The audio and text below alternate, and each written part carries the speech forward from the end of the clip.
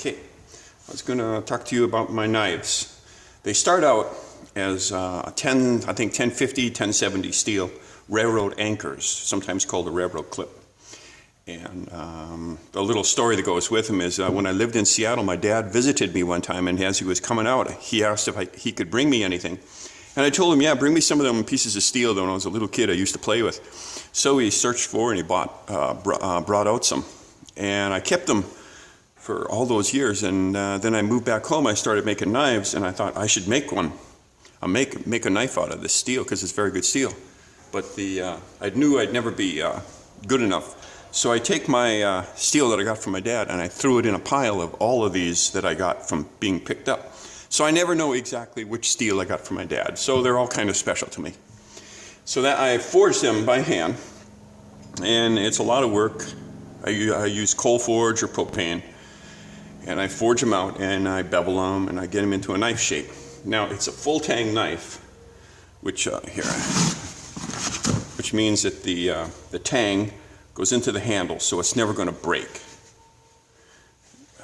Get that wax off of there from the sheath. It's convex edge. One of the interesting things is about the design is that it doesn't have a chuli here or something. I don't know if you ever noticed that on most knives, when you go to cut something, it always snags. They always have this cutout right here. It helps in the grinding when you use machines and jigs. I get rid of that. So it's the material that you're going to cut slides up onto the knife better. It doesn't snag right there. So that's that design. It's a very thick knife because it's not going to break on you. The handle is micarta, which is a layered, I think it's layered paper, layered linen in epoxy. And it's a knife making handle that you buy, and you form it to whatever kind of shape you want. And then I epoxy that onto the steel, and then I use brass pins to mechanically hold on to the blade. So the handle's never going to fail. You can also you can alter the handle too if you'd like. You just use some sandpaper or a file, and then you just sand it smooth, and then you buff it, put the shine on it. So the handle you can conform it to your own fingers if you'd like. Maintenance of the knife. I use 3-in-1 oil, and just get that going, and then I wipe that kind of down, and that's about all you do. You should keep it oiled. It's a carbon steel knife, so they will rust if given a chance. Now the sheath I'm very proud of. I love the sheath. It's a very thick cowhide that I use. I hand stitch it. I put a gusset, they call it. It's a third piece of leather in between, and that protects the knife from when you put it in there, it doesn't cut. And the reason I use this over open end sheath is it's actually safer to use. A lot of people think that you have to have snaps, but the problem with snaps is that it takes 2 hands to put the knife away, so people don't do that. And most of the sheaths that have a snap, the blade really only goes in about that far, and then they rely on the snap to close it.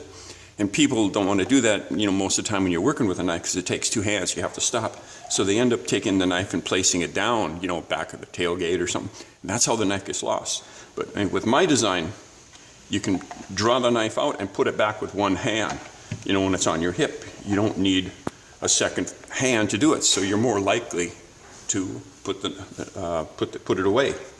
I use a hand rivet it and make my own rivets. It's big belt loops, so it'll fit all types of belts. For maintenance of the sheath, well, you can use all those types of leather conditioners and polishes and stuff like that. One of the tricks is, on many of the sheaths that I make, you can tell when there's like little bits of wax get on your knife, and that's because I've dipped the leather in beeswax or just paraffin wax probably. And you can bring it, if it gets kind of scratched on the outside or something, you can just use a dryer, hair blow dryer. Kind of warm up the wax that's on the outside surface and just rub that around with your fingers, and you can make it look perfect again. Otherwise, I'm pretty proud of the knife. It's meant for, most of the knives have kind of a dull area here, but now each of the knives is a little different. I like to think of them as sisters, that each knife is like from the same common family, but they're individuals. Some are slightly bigger, some are different.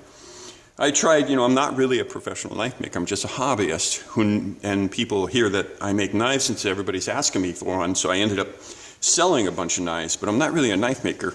I'm just a hobbyist.